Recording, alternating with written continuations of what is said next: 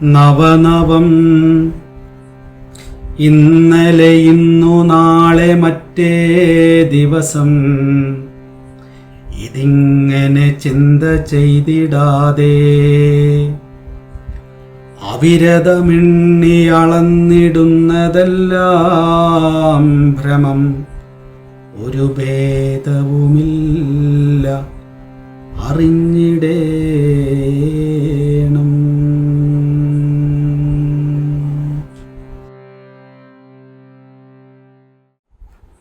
ജീവിതത്തിൽ അനുഭവിക്കുന്ന അനുഭവ ലോകങ്ങളെ പഴയ അനുഭവം, പുതിയ അനുഭവം, വരാൻ പോകുന്ന അനുഭവം, ഇന്നലത്തെ അനുഭവം, ഇന്നത്തെ അനുഭവം, നാളത്തെ അനുഭവം എന്നൊക്കെ പറഞ്ഞ് കാലമാകുന്ന ചങ്ങലയിൽ കെട്ടി അത് സത്യമെന്ന് ധരിച്ച് അതിൻ്റെ പിന്നാലെ പായുന്ന മനസ്സിനോട് പറയണം എന്നാണ് ഗുരു പറയുന്നത്. എന്ത് പറയണം?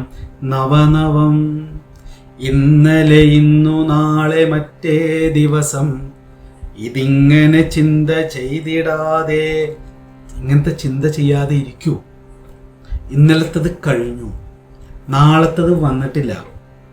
ഇന്നലെ ഇന്ന് നാളെ മറ്റേ ദിവസം എന്നൊക്കെ പറയുന്നത് വെറും ഭ്രമമാണ്. അതെങ്ങനെയാണ് ഭ്രമം? ഞാൻ നേരത്തെ പറഞ്ഞതുപോലെയാണ്. ഇരുട്ടിലായിരിക്കുമ്പോൾ മാത്രമാണ് ഇന്നലെ ഇന്ന് നാളെ മറ്റേ ദിവസം. വെളിച്ചത്തിലായിരിക്കുന്ന സമയത്ത് നമ്മൾ ഇവിടെയാണ്. നമ്മൾ എപ്പോഴൊക്കെ വെളിച്ചത്തിലായിരുന്നിട്ടുണ്ടോ നമ്മുടെ ബോധം, അപ്പോഴൊന്നും നമ്മൾ സ്മരണയിലല്ല, നമ്മൾ ശ്രുതിയിലാണ്. പക്ഷേ നമ്മൾ ശീലിച്ചിട്ടുള്ളത്, നൂറ്റാണ്ടുകളായിട്ട് നമ്മൾ ശീലിച്ചിട്ടുള്ളത് സ്മരണയിൽ ആയിരിക്കുക എന്നുള്ളതാണ്. നമ്മളെപ്പോഴും വരും ഓർമ്മകൾ ഉണ്ടായിരിക്കണം, ഓർമ്മകൾ ഉണ്ടായിരിക്കണം, ഒരു സംശയമില്ല. പക്ഷെ അത് കരയാൻ വേണ്ടിയിട്ടാവരുത്. ഓർമ്മകൾ ഉണ്ടായിരിക്കേണ്ടത് എല്ലാ കരച്ചിലുകളിൽ നിന്നും പുറത്തു വരാൻ വേണ്ടിയിട്ടാണ്, ഇരുട്ടിൽ അമർന്നിരിക്കാൻ വേണ്ടിയിട്ടാവരുത്. നമ്മൾ ചരിത്രബോധമുള്ളവരാവണമെന്ന് പറയുന്നത് എന്തുകൊണ്ടാണ്? ചരിത്രത്തിൽ സംഭവിച്ച ഇരുട്ടുകൾ, ആ ഇരുട്ടിൽ ഞാൻ അതിൽ തന്നെ കിടന്ന് ഉണരാതെ കൂടുതൽ വെളിച്ചത്തിലേക്ക് ഉണരാൻ സഹായിക്കുമെങ്കിൽ അതിനാണ് ചരിത്രബോധം ഉണ്ടാവേണ്ടത്. നാം നമ്മുടെ ജീവിതത്തിൽ, മനുഷ്യരുടെ ചരിത്രമൊക്കെ വിടുക, എൻ്റെ ജീവിത ചരിത്രത്തിലേക്ക് ആ ചരിത്രബോധത്തെ ഞാൻ എങ്ങനെയാണ് ഉണ്ടാക്കേണ്ടത്?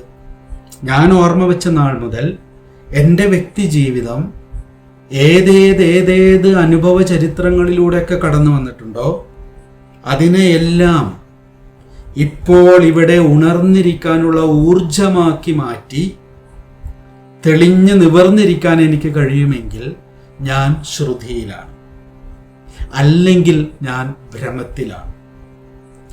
നവനവം ഇന്നലെ ഇന്നു നാളെ മറ്റേ ദിവസം ഇതിങ്ങനെ ചിന്ത ചെയ്തിടാതെ അവിരതമെണ്ണി അളന്നിടുന്നതെല്ലാം ഭ്രമം, ഒരു ഭേദവുമില്ല അറിഞ്ഞിടേണം.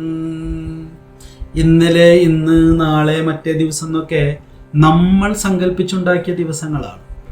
നമ്മൾ മുമ്പത്തെ ഒരു ശ്ലോകത്തിൽ വളരെ ഡീറ്റെയിൽ ആയിട്ട് പഠിച്ചൊരു കാര്യമുണ്ട്. അരനൊടിയാതി അരാളിയാർന്നിടും തേരുരുളതിലേറിയുരുണ്ടിടുന്നു ലോകം എന്ന് പറഞ്ഞിട്ട് നമ്മളൊരു ശ്ലോകത്തിൽ വായിച്ചിരുന്നു. കാലമാകുന്ന ഈ മഹാപ്രവാഹത്തിൽ അനാദിയായി നടക്കുന്ന തിരുവിളയാടലാണ് ജീവിതം എന്ന് പറഞ്ഞിട്ട് നമ്മൾ പഠിച്ചിട്ടുണ്ട്. വളരെ ഡീറ്റെയിൽ ആയിട്ട് നമ്മൾ ആ ശ്ലോകത്തെക്കുറിച്ച് പറഞ്ഞിട്ടുണ്ട്. അത്രമാത്രം നിമിഷങ്ങൾ, അതായത് ഒരു വണ്ടിച്ചക്രം, ആ വണ്ടിച്ചക്രത്തിൻ്റെ ഒരു ബിന്ദു, അതാണ് ഭൂമിയുമായിട്ട് സ്പർശിച്ചിരിക്കുന്നത്. ബാക്കിയെല്ലാം വെളിയിലാണ്. അങ്ങനെയുള്ള ബിന്ദുക്കളുടെ തുടർച്ച മാത്രമാണ് ജീവിതം. ഒരെണ്ണം കഴിഞ്ഞ് അടുത്തയിലേക്ക് പ്രവേശിക്കുമ്പോഴേക്കും അത് പോയി, അടുത്തയിലേക്ക് പ്രവേശിക്കുമ്പോഴേക്കും അത് പോയി, അടുത്തയിലേക്ക് പ്രവേശിക്കുമ്പോഴേക്കും അത് പോയി. അതിങ്ങനെ ഉരുണ്ടുകൊണ്ടിരിക്കുകയാണ്. ഈ ഉരുണ്ടുകൊണ്ടിരിക്കുന്ന ഈ ജീവിതത്തെ പിന്നിൽ നമ്മളിങ്ങനെ കെട്ടിപ്പിടിച്ച് വെച്ചിരിക്കുകയാണ്. ഓക്കെ, നല്ലത് കെട്ടിപ്പിടിച്ച് വെക്കുന്നത് സന്തോഷമുള്ള കാര്യമാണ്. പക്ഷെ നമ്മൾ പലപ്പോഴും കെട്ടിപ്പിടിച്ച് വെച്ചിട്ടുള്ളത് മുഴുവൻ ഇന്നലെയും ഇന്നിനെയും നാളെയെയും അടിസ്ഥാനമാക്കി നമ്മൾ ചേർത്ത് പിടിച്ചിട്ടുള്ളത് മുഴുവൻ ആശങ്കയുടെയും ആങ്സൈറ്റിയുടെയും ഇൻസെക്യൂരിറ്റിയുടെയും ഓർമ്മകളാണ്. എന്നാൽ ആ ഓർമ്മകളിൽ നിന്ന് ഊർജം ഉൾക്കൊണ്ട് കൂടുതൽ പ്രസന്നമായിട്ടുള്ള പ്രശാന്തമായിട്ടുള്ള ഒരു വർത്തമാനകാലത്തിലേക്ക്, ഒരു ഉണർവിലേക്ക് വരാൻ, സ്മൃതികളെ ശ്രുതികളായി പരിവർത്തനപ്പെടുത്താൻ ചിരിച്ചുകൊണ്ട് അനുഭവങ്ങളെ നോക്കി ശീലിക്കേണ്ടതുണ്ട്. അത് ഗുരു നമ്മളെ പഠിപ്പിക്കാൻ ശ്രമിക്കാം. ഇരുട്ടിന് വിട്ടുകൊടുക്കാനല്ല പറയുന്നത്, ഇരുട്ടിനെ വെളിച്ചം കൊണ്ട് അതിജീവിക്കാനാണ്. ഇരുട്ടിനെ ഇരുട്ടുകൊണ്ടല്ല, കരഞ്ഞിട്ടല്ല ഇരുട്ടിനെ അതിജീവിക്കേണ്ടത്, ഉണർന്നിട്ടാണ് ഇരുട്ടിനെ അതിജീവിക്കേണ്ടത്. ഞാൻ ഇത്രയും നാൾ ഒരുപാട് കഷ്ടപ്പെട്ടു, ഇനി ജീവിതകാലം മുഴുവൻ ഈ കഷ്ടപ്പാടിൻ്റെ കഥയും പറഞ്ഞ് നടക്കുകയല്ല നമ്മൾ വേണ്ടത്. മറിച്ച് ഇനി ഒരാൾക്കും ആ കഷ്ടപ്പാട് ഉണ്ടാവാതിരിക്കാൻ, ഇനിയും ഒരാൾ അങ്ങനെ ചിന്തിക്കാതിരിക്കാൻ ഞാൻ എൻ്റെ വർത്തമാന ജീവിതത്തെ വെളിച്ചമുള്ളതാക്കി കാണിച്ചു കൊടുക്കുകയാണ് വേണ്ടത്. കരഞ്ഞിരിക്കുന്നവരുടെ കൂടെ പോയിരുന്ന് കരയുകയല്ല വേണ്ടത്. കരഞ്ഞിരിക്കുന്നവരോട് വരൂ, വെളിച്ചത്തിലേക്ക് വരൂ. ഇരുട്ടിലിരിക്കുന്നത് കൊണ്ടാണ് പ്രേതത്തെ ഭയക്കേണ്ടി വരുന്നത്. ഇലക്ട്രിസിറ്റി വന്നപ്പോഴാണല്ലോ പ്രേതം പോയത്. വെളിച്ചത്തിൽ വന്ന് നിന്നാൽ ഉടനില്ലാതായി പോകുന്നതാണ് പ്രേതം. പ്രേതം എന്നുള്ളതാണ് സ്മരണ എന്ന് പറയുന്നത്. പ്രേതാണ് സ്മരണകൾ കൂടുതലും. നവനവം ഇന്നലെ ഇന്നു നാളെ മറ്റേ ദിവസം, ഇതിങ്ങനെ ചിന്ത ചെയ്തിടാതെ അവിരതമെണ്ണി അളന്നിടുന്നതെല്ലാം ഭ്രമം, ഒരു ഭേദവുമില്ല അറിഞ്ഞിടേണം. അങ്ങനൊന്നുമില്ല. അനുഭവങ്ങളുടെ ഒരു ശൃംഖല മാത്രമേ ഉള്ളൂ.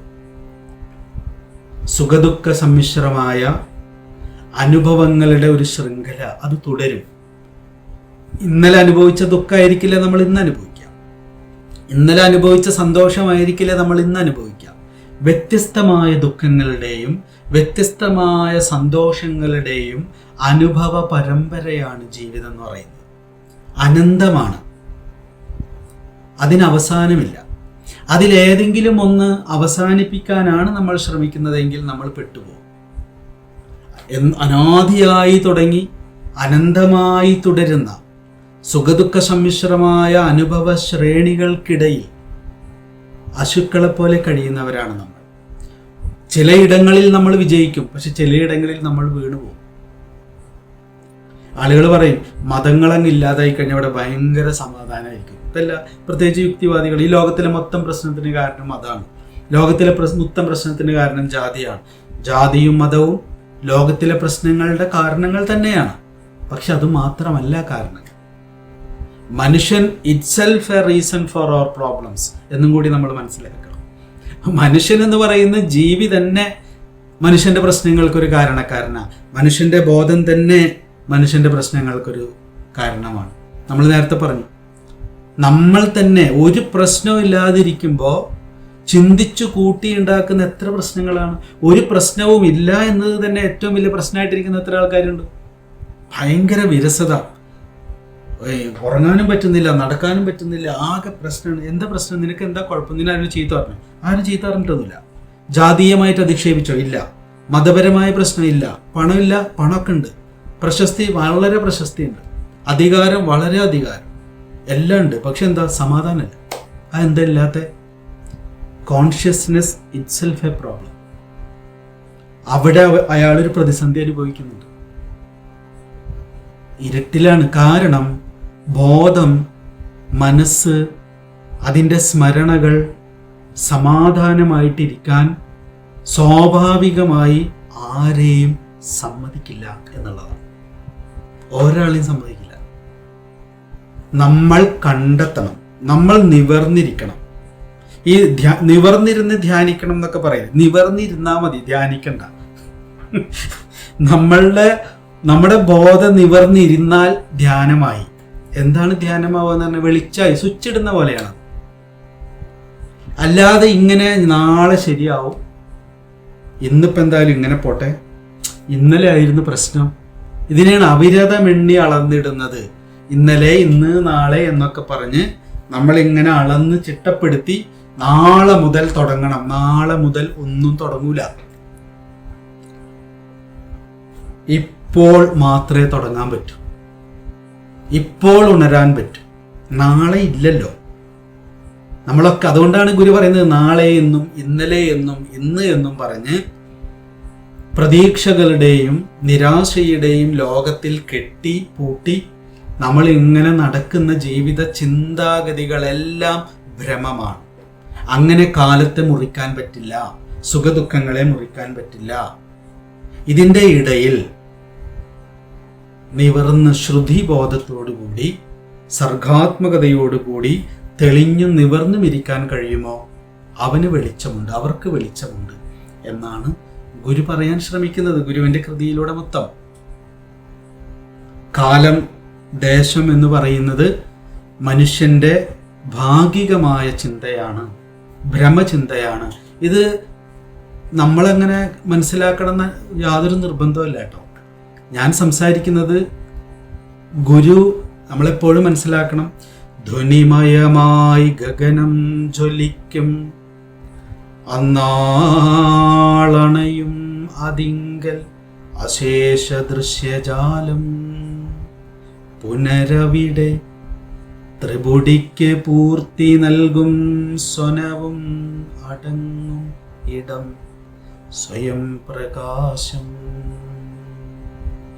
നിലമുട് നീര് അതുപോലെ കാറ്റ് തീയും വെളിയും അഹംകൃതി വിദ്യയും മനസ്സും അലകളും ആഴിയും എന്നു വേണ്ട എല്ലാ ഉലകുമുയർന്ന് അറിവായി മാറിടുന്നു.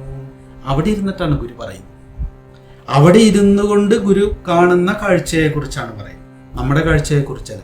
അവിടെ ഇരുന്നിട്ട് ഗുരു ലോകത്തെ നോക്കി കാണുമ്പോൾ പറയുന്നു, നവനവം ഇന്നലെ ഇന്നു നാളെ മറ്റേ ദിവസമിതിങ്ങനെ ചിന്ത ചെയ്തിടാതെ അവിരതമെണ്ണി അളന്നിടുന്നതെല്ലാം ഭ്രമം ഒരു ഭേദവുമില്ല അറിഞ്ഞിടേണം. നമ്മൾ മലമുകളിൽ കയറിയിരിക്കുമ്പോൾ നമ്മൾ പറയാറില്ലേ, നമ്മൾ താഴെ 10-25 ആൾക്കാരുടെ കൂടെയൊക്കെ ഇരുന്ന് അങ്ങോട്ടോടി ഇങ്ങോട്ടോടി നടക്കുമ്പോൾ എന്തോ ഭയങ്കര ലോകത്ത് ഇവിടെ നിന്ന് അങ്ങോട്ടേക്ക് പോയി അവിടെ നിന്ന് ഇങ്ങോട്ടേക്ക് പോയി എന്നൊക്കെ പറഞ്ഞിട്ടല്ലേ നമ്മൾ, ഞാൻ ഇവിടുന്ന് 1 കിലോമീറ്റർ പോയപ്പോൾ എത്രയോ ദൂരം സഞ്ചരിച്ചു എന്നൊക്കെ പറഞ്ഞിരിക്കുന്ന നമ്മൾ ഒരു നല്ല ഉയരമുള്ള ഒരു 1000 മീറ്ററോ 2000 മീറ്ററോ 3000 14,000 മീറ്ററൊക്കെ ഉയരമുള്ള ഒരു വലിയ ഒരു മലയുടെ മുകളിൽ കയറിയിരുന്ന് ഒരു നഗരത്തിലേക്ക് നോക്കുമ്പോൾ നമ്മളിരുന്ന് ചിരിക്കും. കാരണം എന്താ, അങ്ങോട്ടേക്ക് ഓടുന്നു വാഹനങ്ങൾ, ഇങ്ങോട്ടേക്ക് ഓടുന്നു മനുഷ്യരിങ്ങനെ ഉറുമ്പുകളെ പോലെ ഓടുന്നു. ഇതെല്ലാം കാണുമ്പോൾ നമുക്ക് ഒരു ചെറിയൊരു കൈക്കുമ്പിളിൽ, ഭൂമി മുഴുവൻ ഒരു കൈക്കുമ്പിളിലായിരിക്കുന്നത് പോലെ നമുക്ക് തോന്നുകയും നമ്മൾ എന്നെ ചിരിച്ചുകൊണ്ട് പറയും, മനുഷ്യന്മാർ പായുന്ന പാച്ചിലിനെ ചിരിച്ചുകൊണ്ട് നമ്മൾ കാണാൻ തുടങ്ങും. കാരണം എന്താ, നമ്മൾ ഒരു ചെറിയൊരു സ്പേസിലാണ് പിന്നെ മനുഷ്യരെ കാണും. അവിടെ പ്രത്യേകിച്ച് ഒന്നും നടക്കുന്നില്ല, അങ്ങോട്ടും ഇങ്ങോട്ടും ഇങ്ങനെ പായലുകൾ മാത്രമേ നടക്കുന്നുള്ളൂ. പക്ഷെ അവിടെ ജീവിക്കുന്ന ആളുകൾക്ക് അതൊരു ഭയങ്കര ജീവിതമായിട്ടാണ് ഫീൽ ചെയ്യുക. ഇപ്പൊ ജീവിതത്തെ മാറി നിന്ന് മുകളിൽ നിന്ന് വീക്ഷിക്കാൻ കഴിയുമ്പോഴാണ് നമുക്ക് മനസ്സിലാവുക ഈ ഇന്നലെ ഇന്ന് നാളെ എന്നൊക്കെ പറയുന്നത് നമ്മൾ സൃഷ്ടിച്ച.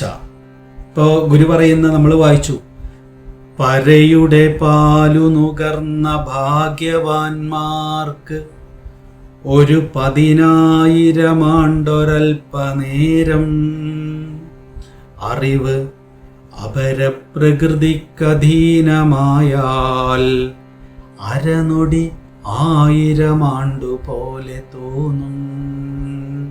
ഇതാണ് നമ്മുടെ ഐൻസ്റ്റൈൻ്റെ റിലേറ്റിവിറ്റി തിയറി എന്നൊക്കെ പറയുന്നതിൻ്റെ സൂക്ഷ്മം. കാലം എന്ന് പറയുന്നത് സ്വസ്ഥമായിരിക്കുന്നവന് കാലം അസ്പന്ദമാണ്, ചെറുതാണ്. നമ്മളുടെ മനസ്സ് നമ്മുടെ സ്മൃതിക്ക് അധീനമായി പോയാൽ, അപരപ്രകൃതിക്ക് അധീനമായി പോയാൽ അരനിമിഷം 1000 ആണ്ട് പോലെ തോന്നും നമുക്ക്. അപ്പൊ ഇന്നലെ, ഇന്ന്, നാളെ, മറ്റേ ദിവസം, ആ ദിവസം എന്നൊക്കെ നമ്മൾ അനുഭവങ്ങൾ എങ്ങനെ ചേർത്ത് വെച്ച് പറയുന്നത് നമ്മൾ അപരപ്രകൃതിക്ക് അധീനമായത് കൊണ്ടാണെന്നും പരപ്രകൃതിക്ക്, പരയുടെ പാല് നുകർന്ന പരപ്രകൃതിക്ക് നമ്മൾ അധീനമായാൽ നമ്മൾ മലയുടെ ഉച്ചിയിലിരുന്ന് നമ്മൾ അതുവരെ ജീവിച്ചുകൊണ്ടിരുന്ന നഗരത്തിലേക്ക്, താഴത്തിലേക്ക് നോക്കുമ്പോൾ നമ്മൾ അനുഭവിക്കുന്ന ഒരു ചിരിയുണ്ട്. എന്തിനായി ഓടുന്നത്, എവിടേക്കാണ് ഈ ഓടുന്നത് എന്ന് നമ്മൾ തന്നെ നമ്മളോട് ചോദിക്കാറുണ്ട്. ഞാൻ മലയുടെ മുകളിൽ ഒരുപാട് പോയിരുന്നിട്ടുള്ളത് കൊണ്ട് എന്നും ചോദിച്ചിട്ടുള്ളതാണ്. പക്ഷെ താഴെ ഇറങ്ങി വരുമ്പോൾ മറന്നു പോകും. മുകളിൽ കയറി ഇരുന്നിട്ട് ഞാൻ ഇങ്ങനെ നോക്കൂ, എന്തിനല്ലേ നമ്മൾ ജീവിക്കുന്നത്, എന്തിനായി പായുന്നു? അവിരതമെണ്ണി അളന്നിടുന്നതെല്ലാം ഭ്രമം. ഇതൊരു വേദാന്തിക്കായിട്ടുള്ള വൈരാഗ്യ ദർശനമായിട്ടല്ല നമ്മൾ എടുക്കേണ്ടത്. ഇതിലൊന്നും യാതൊരു അർത്ഥമില്ല എന്നല്ല പറയാൻ ശ്രമിക്കുന്നത്.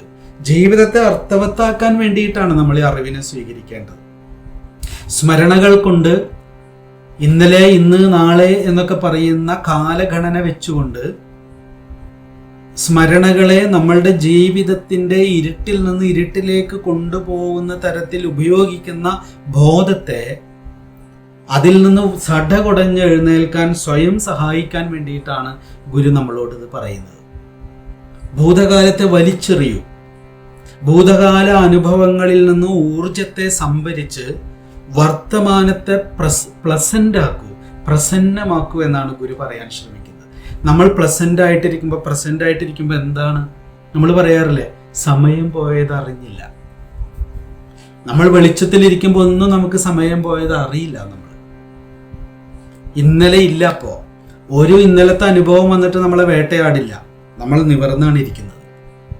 മുൻപിൽ വന്നു നിൽക്കുന്ന എല്ലാ സ്മരണകളെയും നമ്മൾ വർത്തമാനകാലത്തിലേക്ക് കൊണ്ടുവന്ന് നമ്മളതിനെ ശ്രുതികളാക്കി മാറ്റി മുഖാമുഖം നിന്ന് ആ നിമിഷത്തിൽ ജീവിക്കുന്നവരായിട്ട് മാറും. നമ്മുടെ മുമ്പിൽ വന്നു നിൽക്കുന്ന സന്ദർഭങ്ങളോട് നീതിയോടും സത്യത്തോടും ഉണർവോടും കൂടി പ്രതികരിക്കുന്നവരായിട്ട് മാറും.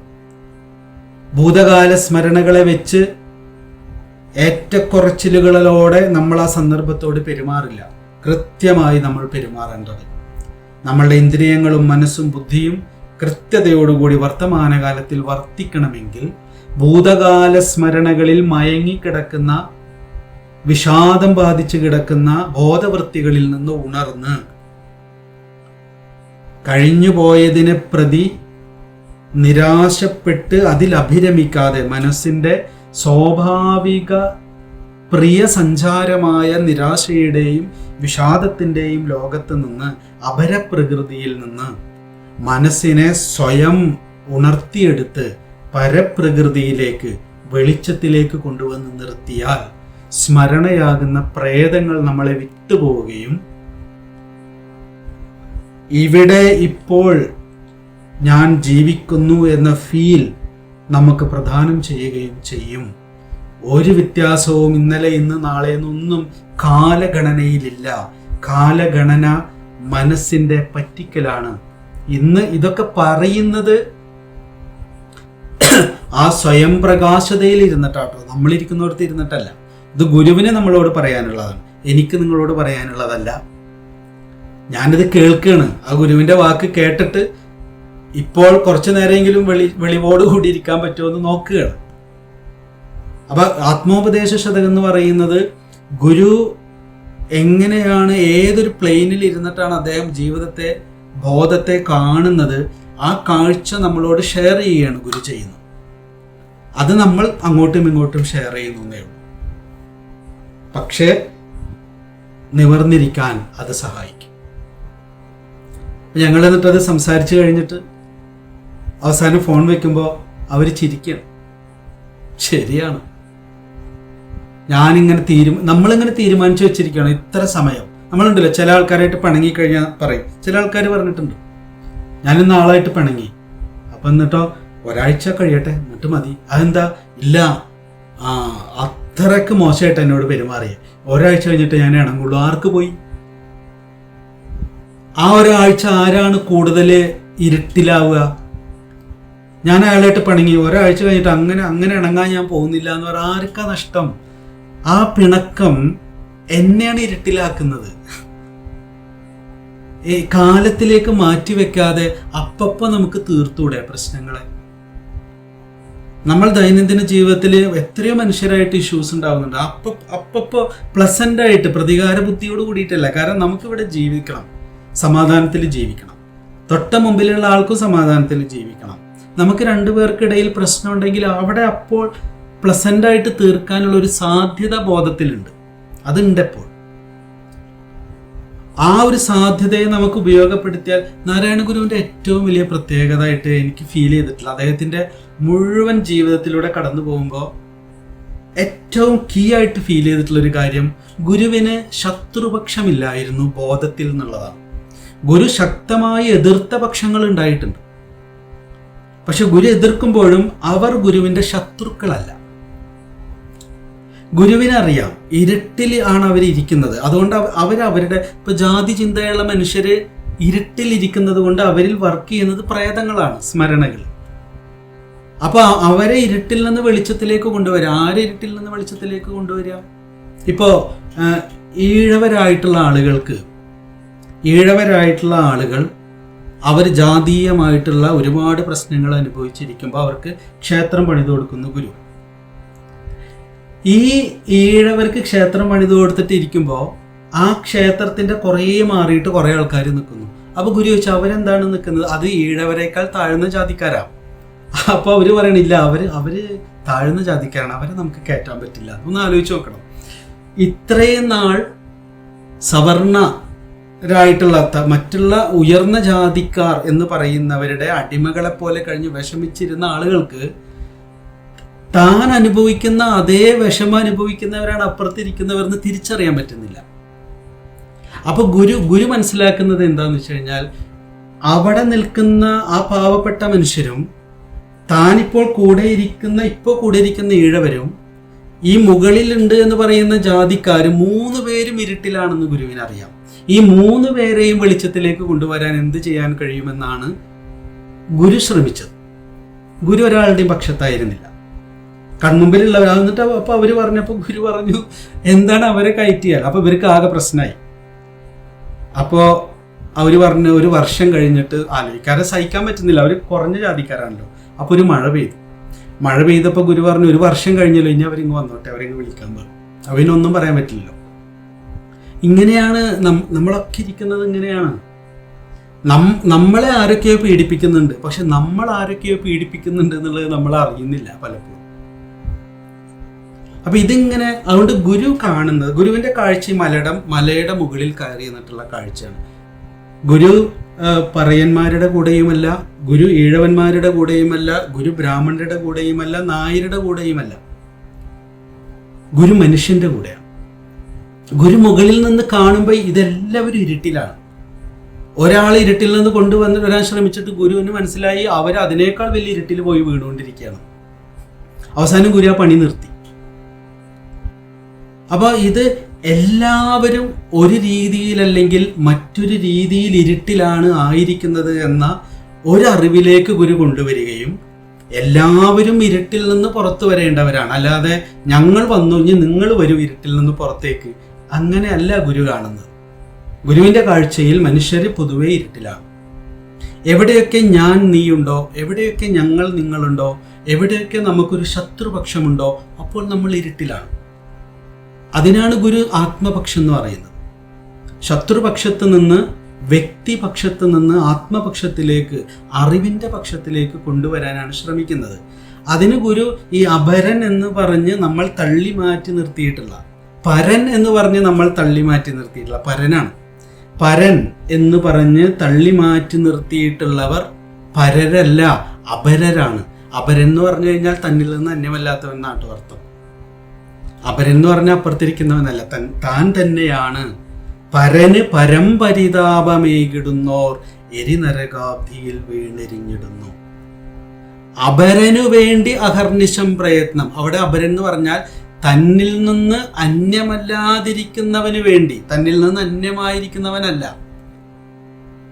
അതാണ് ഗുരുവിന്റെ ദർശനം. അത് ഗുരു ഈ തത്വചിന്തകളെ ദൈനംദിന ജീവിതത്തിലേക്ക് ഇറക്കി കൊണ്ടുവരികയാണ്. അപ്പൊ നമ്മളുടെ പക്ഷത്ത് നിന്ന് സംസാരിക്കുമ്പോൾ നമ്മൾ വിചാരിക്കും അവർക്കിട്ട് 2 കൊടുക്കണം എന്നാണ് നമുക്ക് തോന്നുന്നതെങ്കിൽ നമ്മൾ ഗുരുവിനെ അറിഞ്ഞവരല്ല. ഗുരു ആർക്കും 2 കൊടുത്തിട്ടില്ല. ഗുരു തന്നിട്ടുണ്ടെങ്കിൽ മൊത്തം മനുഷ്യന്മാർക്കാണ്, ഗുരുവിന് ഉൾപ്പെടെ. അങ്ങനെയാണ്. ഗുരു തന്നെ ഗുരുവിന് കുറെ കാര്യങ്ങൾ ചെയ്തിട്ട് എനിക്ക് തെറ്റുപറ്റിപ്പോയെന്ന് ഗുരു പറഞ്ഞിട്ടുണ്ട്. ഞാൻ നല്ലത് സംഭവിക്കുമെന്ന് കരുതിയാണ് ചെയ്തത്, പക്ഷെ സംഭവിച്ചത് മുഴുവൻ തിരിച്ചായിപ്പോയി, ഇനിയിപ്പോൾ അത് വേണ്ട എന്ന് ഗുരു തന്നെ തിരുത്തുന്നുണ്ട് ഗുരുവിനെ. അത് മഹാഗുരുക്കന്മാരൊക്കെ അങ്ങനെയാണ്. അവര് അൾട്ടിമേറ്റ് ശരി പറഞ്ഞിരിക്കുന്നവരല്ല. തിരുത്തേണ്ടടുത്ത് അവര് സ്വയം തിരുത്താൻ തയ്യാറാവുന്നവരുമാണ്. പക്ഷെ നമ്മൾ ഈ ഒരു ഉയർന്ന താഴ്ന്ന അല്ലെങ്കിൽ മധ്യത്തിൽ നിൽക്കുന്ന എന്നൊക്കെ പറയുന്ന ഒരു കാലദേശ പരിധിയിൽ നിന്നും ജാതി മത ബോധങ്ങളിൽ നിന്നും ഒക്കെ നിവർത്തിച്ച് ഈ മലയുടെ മുകളിൽ കയറിയിരിക്കേണ്ടതുണ്ട്. എന്നിട്ട് വർത്തമാനകാലത്തിൽ ഇരുന്നു കൊണ്ട് എവിടെയൊക്കെയാണോ അനീതി ഉള്ളത്, അനീതി എന്ന് പറയുമ്പോൾ എവിടെയൊക്കെയാണോ ഹാർമണിക്കെതിരായി മനുഷ്യന്റെ ചിന്തയും വാക്കും പ്രവൃത്തിയും പോകുന്നത്, പരംപരിതാപമേകിടുന്നവര് എവിടെയൊക്കെയാണുള്ളത്, ഒരുവനു നല്ലതും അന്യനല്ലലും ചേർപ്പൊരു തൊഴിൽ ആത്മവിരോധി. ഒരു വ്യക്തിക്ക് അല്ലെങ്കിൽ ഒരു വിഭാഗത്തിന് മാത്രം നല്ലത് വരികയും ബാക്കിയുള്ളവർക്ക് വിഷമം ഉണ്ടാക്കുകയും ചെയ്യുന്ന ചിന്തയും വാക്കും കർമ്മവും എവിടെയൊക്കെയാണുള്ളത് അതിനൊക്കെ തിരുത്തി ആത്മപക്ഷത്തേക്ക്, ആത്മവിരോധമായിരിക്കുന്ന കാര്യങ്ങളെ ആത്മപക്ഷത്തേക്ക് കൊണ്ടുവന്ന് നമ്മൾ കാര്യങ്ങളെ വ്യക്തമായി കാണണമെങ്കിൽ വെളിച്ചത്തിൽ അഭിരമിക്കുന്നവരാവേണ്ടതുണ്ട് നമ്മൾ. അപ്പോൾ ഓരോരുത്തരും അവരവരുടേതായിട്ടുള്ള സർഗാത്മക ലോകങ്ങളിൽ സജീവമായിരുന്നാൽ മാത്രമേ വെളിച്ചത്തിലാവുള്ളൂ. അങ്ങനെ വെളിച്ചത്തിലിരിക്കുമ്പോൾ നമ്മളിങ്ങനെ പൂർണ്ണ ഹൃദയത്തോടെ പാട്ട് പാടിയിരിക്കുന്ന ഒരാൾക്ക് ശത്രുപക്ഷം ഉണ്ടാവും. എപ്പോഴെങ്കിലും ശത്രുവിനെയും കൂടി നെഞ്ചത്തിലേക്ക് ചേർത്ത് പിടിച്ചിട്ട് താരാട്ട് പാട്ടി ഉറക്കാൻ തോന്നും നമുക്ക്. നല്ല ചിത്രകാരന് അവൻ ഈ പ്രപഞ്ചത്തിൽ ഇപ്പൊ ഭൂമിയിൽ ഇപ്പൊ നമ്മുടെ നാട്ടിൽ നടക്കുന്ന അക്രമത്തെയാണ് അവൻ വരയ്ക്കുന്നതെന്ന് കരുതാം. എന്തിനെ വരയ്ക്കട്ടെ, നാട്ടിൽ നടക്കുന്ന അക്രമത്തെ മുഴുവൻ അവന്റെ ചിത്രങ്ങളിലേക്ക് പകർത്തിക്കൊണ്ടിരിക്കുന്ന സമയത്ത്, ആ സർഗാത്മകത തെളിഞ്ഞിരിക്കുന്ന സമയത്ത്, ആ അക്രമകാരികളുടെ വിഭാഗത്തിൽ നിന്ന് ഒരാൾ അയാളുടെ അടുത്തേക്ക് വന്നാൽ ആള് ചായയും കൊടുത്ത് അവിടെ അടുത്തിരുത്തിയിട്ട് വരച്ചുകൊണ്ടിരിക്കും. അല്ലാതെ ആ ബ്രഷ് കൊണ്ട് അയാൾ കുത്തിക്കൊല്ലാൻ പോവില്ല. ഏത് സർഗാത്മകതയിലായിരിക്കുമ്പോഴൊക്കെ, വെളിച്ചത്തിലായിരിക്കുമ്പോഴൊക്കെ നമുക്ക് ചേർത്ത് പിടിക്കാനേ പറ്റും. അല്ലാത്ത സമയത്തൊക്കെ നമ്മളുടെ മനസ്സ് ശത്രുവിനെ സൃഷ്ടിച്ചുകൊണ്ടിരിക്കുകയാണ് ചെയ്യുക. എപ്പോഴും നമ്മളുടെ മനസ്സ് സർഗാത്മകതയുടെ വെളിച്ചത്തിൽ അല്ലാതിരിക്കുന്ന സമയത്തൊക്കെ ശത്രുക്കളെ സൃഷ്ടിച്ചുകൊണ്ടിരിക്കും. നമ്മുടെ ബോധം സർഗാത്മകതയുടെ വെളിച്ചത്തിലായിരിക്കുമ്പോഴൊക്കെ ശത്രുമിത്രങ്ങളില്ലാതെ ഏവരെയും ചേർത്ത് പിടിച്ചുകൊണ്ടിരിക്കും. അപ്പൊ ബോധം ഫങ്ഷൻ ചെയ്യുന്നത് കാലത്തിലും ദേശത്തിലും സ്മരണയിലുമല്ല, നമ്മളിലെ ഏറ്റവും ശുദ്ധമായ വെളിച്ചത്തിലാണ്. അവിടെ ഇന്നലെ, ഇന്ന്, നാളെ ഒന്നുമില്ല.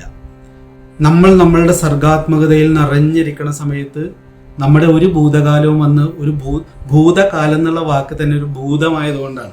അതൊരു ഭൂതം പോലെയാണ്. ഇല്ലാത്തത് എന്നാണ് ഭൂതം എന്ന് പറഞ്ഞാൽ ശരിക്കും ഉള്ളതുപോലെ തോന്നിപ്പിക്കുന്നത് എന്നാണ്. ഇതൊക്കെ ഗുരുവിന്റെ അവരുടെ ആ ഒരു മലമുകളിൽ കയറിയിരിക്കുമ്പോൾ തോന്നുന്ന തോന്നലാണ്. നമുക്ക് തോന്നണമെന്നില്ല. നമുക്ക് ഭൂതമൊക്കെ യാഥാർത്ഥ്യമാണ്. മറ്റത് ഭൂതം എന്ന് പറയുന്നത് ഇല്ലാത്തത് ഉള്ളതുപോലെ തോന്നിക്കുന്നതാണ്. നമ്മൾ അതുവരെ ദുഃഖിച്ച് ജീവിതത്തിൽ ഒരിക്കലും വെളിച്ചത്തിലേക്ക് വരാൻ പറ്റില്ലെന്ന് കരുതി ഈ ഭൂതത്തെ കെട്ടിപ്പിടിച്ചിരുന്ന നമ്മൾ നമ്മുടേതായ ഒരു സർഗാത്മകതയുടെ ഉണർവിലായിരിക്കണ സമയത്ത് എവിടെ പോയി ആ ഭൂതം? വെളിച്ചാണ് നമുക്ക്. പിന്നെ നമ്മൾ കാണുന്നൊന്നും ഭൂതമല്ല. നരകതുല്യമായി തോന്നിയിരുന്ന ജീവിതമൊക്കെ പ്ലസന്റ് ആയിട്ടിരിക്കുന്നു. വെറുത്തിരുന്ന മനുഷ്യരൊക്കെ പോയിട്ട് സ്നേഹിക്കാൻ തോന്നുന്നു. അങ്ങനെയൊന്നും തോന്നിയേ വേണ്ട. അവരുടെ അറിവില്ലായ്മ കൊണ്ട് ചെയ്തതായിരിക്കും. നമുക്ക് പൊറുക്കാം, അവരെ ചേർത്ത് പിടിക്കാം, നമുക്ക് പറഞ്ഞ് മനസ്സിലാക്കാം എന്നൊക്കെ നമ്മൾ പറയാറുണ്ട്. രണ്ടും നമ്മൾ പറയാറുണ്ട്. അവനൊക്കെ തല്ലിക്കൊല്ലണം എന്ന് പറയുന്ന അതേ നമ്മൾ തന്നെ പറയും. ഒരു വെളിച്ചം കിട്ടിക്കഴിഞ്ഞാൽ പറയും, ഇല്ല, പറഞ്ഞ് മനസ്സിലാക്കിയാൽ മതി, അറിവില്ലായ്മ കൊണ്ട് ചെയ്യുന്നതാണ്. ഇത് രണ്ടും പറയാത്ത ഒരാൾ പോലും ഇവിടെ ഉണ്ടാവില്ല നമുക്കിടയിൽ. ഞാൻ ഇഷ്ടം പോലെ പറഞ്ഞിട്ട് എത്രയോ മനുഷ്യരോട് നമുക്ക് ഒരൊറ്റ ചവിട്ടിന് കൊന്നു കളയണം അവരെ എന്നൊക്കെ നമുക്ക് തോന്നാറുണ്ട്. ചില മനുഷ്യരുടെ പ്രവൃത്തി കൊണ്ട് അങ്ങനെ തോന്നും. അതേ നമ്മൾ തന്നെ കുറച്ച് ആ ഭൂതാവേശത്തിൽ നിന്ന് പുറത്തു വന്ന് മനുഷ്യബോധത്തെക്കുറിച്ച് മനസ്സിലാക്കുകയും മനുഷ്യൻ എന്ന് പറയുന്ന ബോധം എത്രമാത്രം ആസുരീയമായിട്ടുള്ള വാസനകൾക്ക് വിധേയമായി പ്രവർത്തിക്കുന്നതാണെന്ന് തിരിച്ചറിയുകയൊക്കെ ചെയ്യുമ്പോൾ കൊല്ലൊന്നും വേണ്ട, ആ മനുഷ്യൻ സാമൂഹിക ബോധത്തിൽ, പൊതുബോധത്തിൽ രൂപപ്പെട്ടിട്ടുള്ള പല താല്പര്യങ്ങൾക്കും അഭിപ്രായങ്ങൾക്കും വശപ്പെട്ടു പോകുന്ന ഒരു ജീവിയാണ്. നിഷ്കളങ്കരായിട്ടുള്ള മനുഷ്യരല്ലേ ക്രൂരരാവുന്നത്? എന്തിനാണ് രാമന്റെ പേര് പറഞ്ഞും അള്ളാഹുവിന്റെ പേര് പറഞ്ഞും മനുഷ്യരെ കൊല്ലുന്ന ആളുകള് വളരെ നിഷ്കളങ്കരാണ്. അവര് രാമൻ ആരാണെന്ന് അള്ളാഹ് അറിഞ്ഞിട്ടല്ല, പൊതുബോധം സൃഷ്ടിച്ചിട്ടുള്ള തിന്മയിൽ പെട്ടുപോയവരാണ്. അപ്പൊ അറിവില്ലാത്തവരാണ്, ഭൂതാവേശം സംഭവിച്ചവരാണ് എന്ന അറിവ് മലമുകളിൽ കയറി ഇരുന്ന് മനുഷ്യരെ കാണുമ്പോഴാണ് നമുക്കുണ്ടാവുക. അങ്ങനെ ഒരു പ്രകാശത്തിൽ ഇരുന്നു കൊണ്ട് കാലത്തെയും ദേശത്തെയും കാലദേശങ്ങൾ മനുഷ്യബോധത്തിൽ ഉണ്ടാക്കിയിട്ടുള്ള അനുഭവ പ്രപഞ്ചത്തെയും നോക്കിയിട്ട് ഗുരു പറയുന്നു, നവനവം ഇന്നലെ ഇന്നു നാളെ മറ്റേ ദിവസം ഇതിങ്ങനെ ചിന്ത ചെയ്തിടാതെ അവിരതമെണ്ണി അളന്നിടുന്നതെല്ലാം ഭ്രമം. അങ്ങനെ എണ്ണി എണ്ണി എണ്ണി എണ്ണി എണ്ണി എണ്ണി നാളെ ഞാൻ വെച്ചിട്ടുണ്ട്, ഇന്നലെ നീ എനിക്ക് തന്നതല്ലേ, ഇതിനൊക്കെയാണ്. ഇങ്ങനെ വേണം നമ്മളത് മനസ്സിലാക്കാൻ. ഇന്നലെ നീ എനിക്ക് തന്നിട്ടുള്ളതാണ്, ഇന്ന് ഞാൻ വിട്ടേക്കണു, നാളെ ഞാൻ നിനക്ക് വെച്ചിട്ടുണ്ട്. അങ്ങനെ ഒരു ഭേദവുമില്ല, അങ്ങനെ ഒന്നില്ല എന്ന് ആ സ്വയം പ്രകാശതയിൽ ഇരുന്നപ്പോഴാണ് ഗുരുവിന് ബോധ്യമായത്. നമ്മളെപ്പോലെയുള്ള സാധാരണ മനുഷ്യർക്ക് നമ്മളുടെ ജീവിതത്തിൽ, നമ്മുടെ ദൈനംദിന ജീവിതത്തിലുള്ള കൊച്ചു കൊച്ചു നിമിഷങ്ങളിൽ നോക്കും. നമ്മൾ ഏറ്റവും സ്നേഹത്തിലായിട്ടിരിക്കുന്ന സമയത്ത്, നമുക്ക് ഏറ്റവും ഇഷ്ടപ്പെട്ട ഒരു കാര്യം ചെയ്ത് വെളിച്ചത്തിൽ ഇരിക്കുന്ന സമയത്തൊക്കെ നമ്മുടെ ബോധം എങ്ങനെ പ്രവർത്തിച്ചിട്ടുള്ളത്? അപ്പോഴൊന്നും നമുക്ക് ശത്രുപക്ഷ ഉണ്ടായിട്ടില്ല. കുറച്ച് സമയമെങ്കിലും അങ്ങനെ കടന്നു പോകാത്ത ഒരാൾ പോലും ഉണ്ടാവില്ല. അതുകൊണ്ട് സ്മരണകളെ സൂക്ഷിക്കേണ്ടതുണ്ട്. ശ്രുതി സമാനമായ സ്മരണകൾക്ക് പ്രാധാന്യം കൊടുക്കുകയും അസ്വസ്ഥതയെ സൃഷ്ടിക്കാൻ സദാ തയ്യാറായിട്ടിരിക്കുന്ന സ്മരണകളെ സൂക്ഷിക്കുകയും ചെയ്തുകൊണ്ട് വർത്തമാനകാലത്തിൽ ഉണർവോടെ നിവർന്നിരുന്ന് അവരവരോടും അവരവരുടെ ചുറ്റുമുള്ള ലോകത്തിലോടും ഉണർവോടെ ആയിരിക്കുന്ന സമയത്ത് അവർ നാളേക്ക് വേണ്ടിയിട്ടല്ല ഒന്നും ചെയ്യാം, ഇന്നിന് വേണ്ടിയിട്ടാണ് ചെയ്യുക. നാളേക്ക് വേണ്ടിയിട്ടില്ല, ഇന്നിന് വേണ്ടി ചെയ്യുന്നത് നാളേക്ക് ഗുണകരമായി മാറിയേക്കാം. നാളെ ശരിയാക്കി എടുക്കാൻ വേണ്ടിയിട്ടല്ല, ഇന്നിനെ, ഇപ്പോൾ, ഇവിടെ, ഈ നിമിഷത്തെ. ഇപ്പൊ നമ്മളിവിടെ ക്ലാസ് എടുത്ത് നമ്മളിങ്ങനെ ഈ ക്ലാസ്സിലിരുന്ന് ഗുരുവിന്റെ ആത്മോപദേശ ശതകം കേൾക്കുമ്പോൾ ഈ സമയത്തെ ധന്യമാക്കുക, ഈ സമയത്തെ ഉണർവുള്ളതാക്കുക എന്നുള്ളതായിരിക്കണം നമ്മുടെ നെഞ്ചിൽ നിറഞ്ഞിരിക്കേണ്ടത്. നാളെ ശരിയാവാൻ വേണ്ടിയിട്ടാണ് ഇന്ന് നമ്മൾ ഇത് കേൾക്കുന്നതെങ്കിൽ അത് ഭ്രമമാണ്.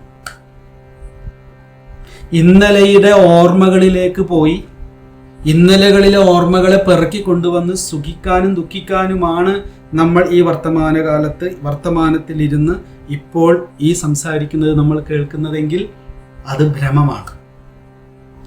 ഇപ്പോൾ ഇവിടെ ഉണർവോടെ ഇരിക്കാൻ, അത് സ്വാഭാവികമായി നാളെയിലേക്ക് പ്രശാന്തിയായിട്ട് മാറിയേക്കും. നാളെയെ കണ്ടിട്ടല്ല ഒരു ഗുരുവും സത്യത്തിന്റെ വഴിയിൽ സഞ്ചരിച്ചിട്ടുള്ള ഒരു മനുഷ്യനും ഒന്നും ചെയ്തിട്ടുള്ളത്. വർത്തമാനകാലത്തിൽ ഹാർമണി ഉണ്ടാക്കാനാണ്, ഇപ്പോൾ ഇവിടെ ഹാർമണി ഉണ്ടാവാൻ. അല്ലാത്തതെല്ലാം ഭ്രമമാണ്. ഇവിടെ ഇപ്പോൾ അതാണ് സത്യമായിരിക്കുന്നത്. ഇന്നലെ, ഇന്ന്, നാളെ, മറ്റേ ദിവസം എന്നൊക്കെ പറഞ്ഞ് നമ്മൾ മാറ്റിവെക്കുന്നത് നമ്മൾ ശ്രുതിയിൽ അല്ലാതെ ഇരിക്കുന്നത് കൊണ്ടാണ്. നമ്മൾ ശ്രുതി ലയത്തിൽ ആയാൽ നമ്മൾ വർത്തമാനത്തിലാകും. നവനവം ഇന്നലെ ഇന്നു നാളെ മറ്റേ ദിവസം ഇതിങ്ങനെ ചിന്ത ചെയ്തിടാതെ അവിരതമെണ്ണി അളന്നിടുന്നതെല്ലാം ഭ്രമം, ഒരു ഭേദവുമില്ല അറിഞ്ഞിടേണം.